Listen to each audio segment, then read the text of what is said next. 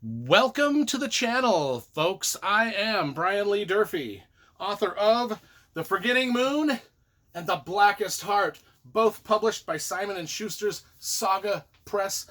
Today I am here wearing my Stonehenge shirt and my Bamberg Castle beanie for a very specific reason. Because I'm going to show you my entire Bernard Cornwell book collection today. The great historical novelist Bernard Cornwell. And we're going to go through each of these series one at a time, and I'm going to show you some cool things about them. I've got some signed copies and some rare copies and things like that. So let's get started. And like I said, there's a reason I'm wearing, and I'll point that out when I get to it.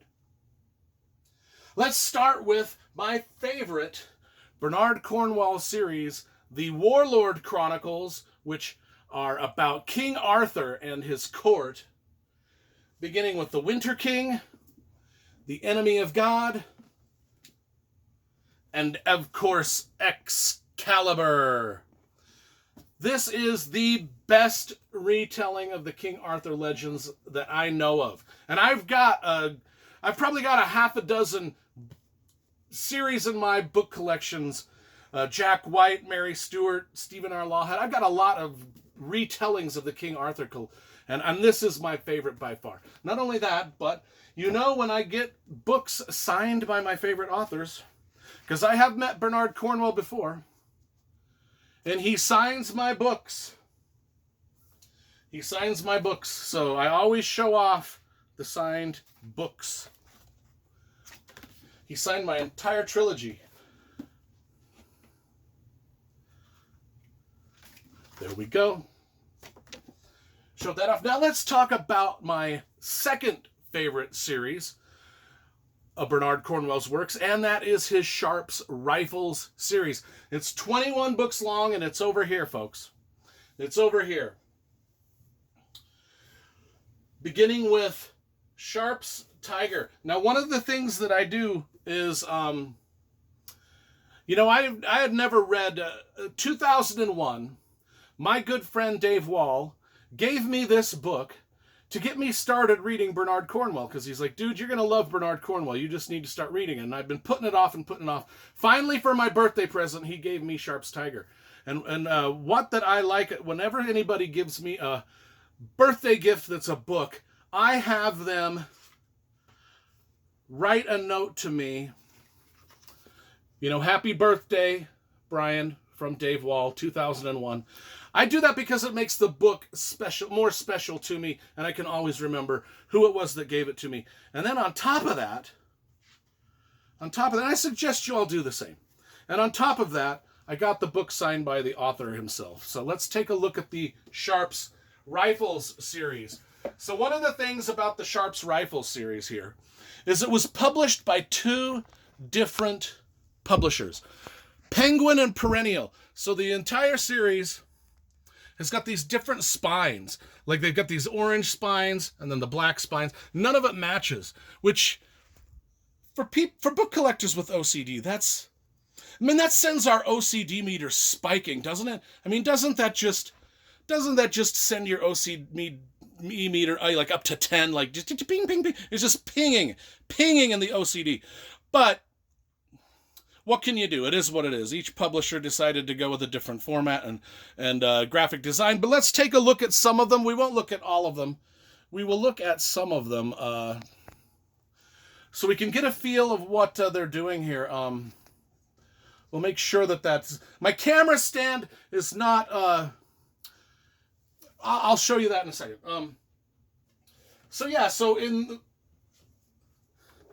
So Perennial, they kept their covers consistent with the Sharpe's Rifles.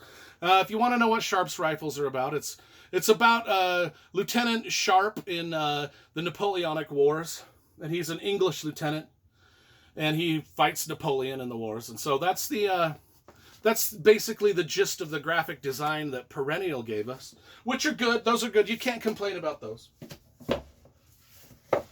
And then the Penguin versions, although I think these spines are grotesque, the orange and the black, the cover artwork itself and the graphic design I think is pretty good. I really like it. I think it fits. So we're not gonna, so individually they're good. Individually, these books are dope. Collectively, though, on the shelf, they look like a shit show. They're a shit mix of nonsense. Anyway, let's move on now to some of his standalone novels. And so let's start with The Fort, which is a great Revolutionary War book. Fantastic Revolutionary Wars. Oh, speaking of Revolutionary War books, I just now noticed this. And so let's stop a little bit. Let's take a break from the Bernard Cornwell books and just look at my So this is the way that this is my camera stand. My camera stand is pretty simple, but you just put your phone here.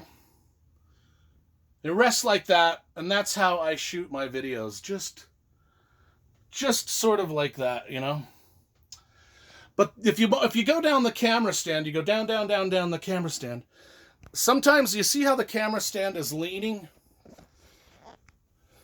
It's to get a good angle, but I've always used this Bernard Cornwell novel, Redcoats, as the so that Bernard Cornwell novel right there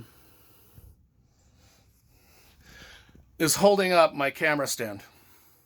Forgot all about that.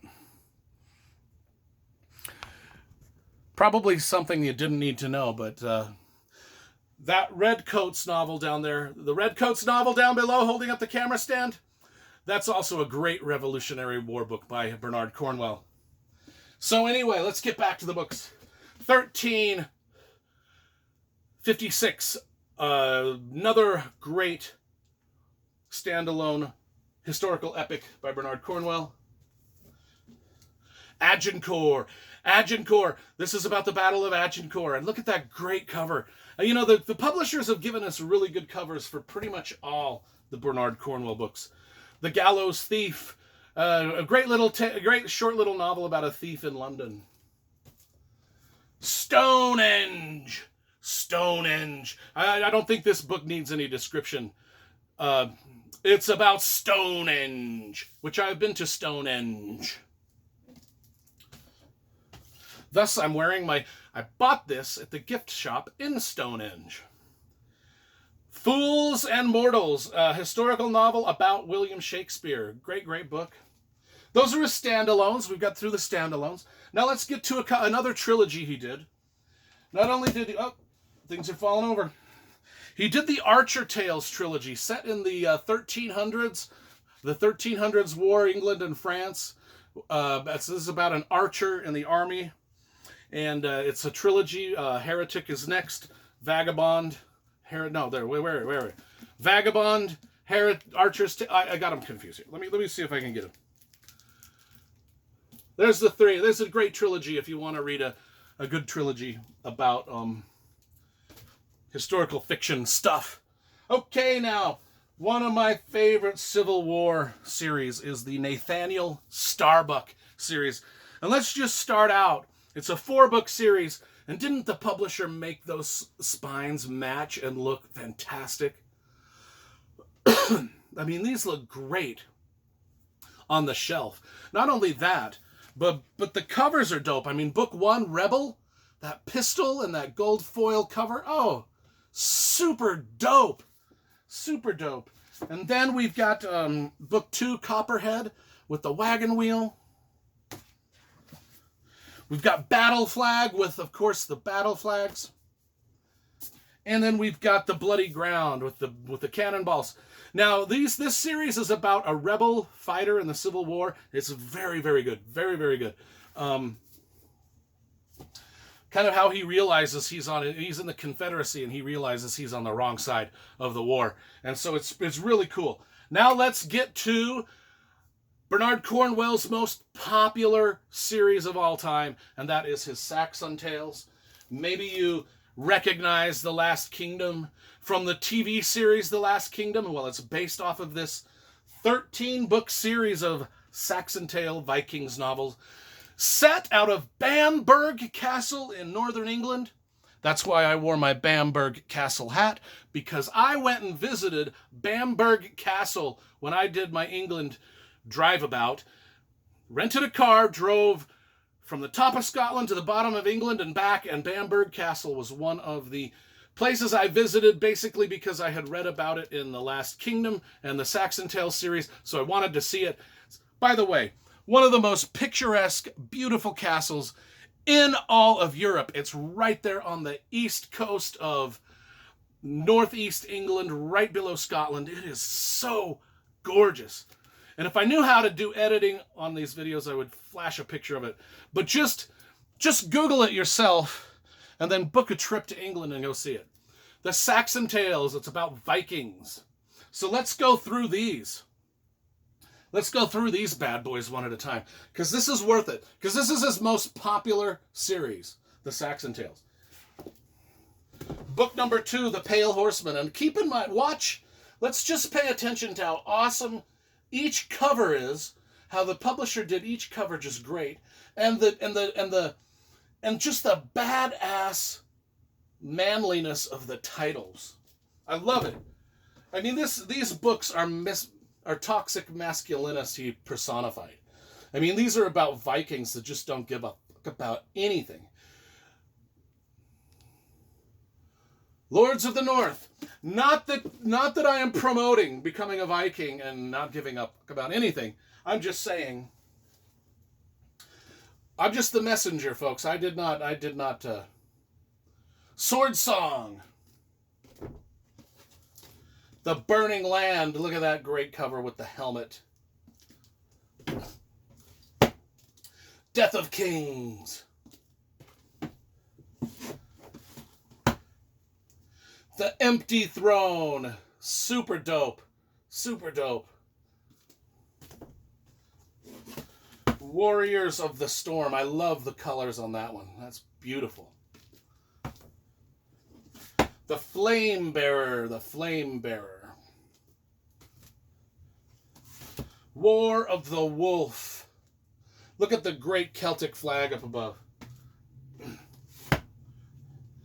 Sword of Kings. Look at the helmet down there in the water. That's beautiful. Beautiful shot.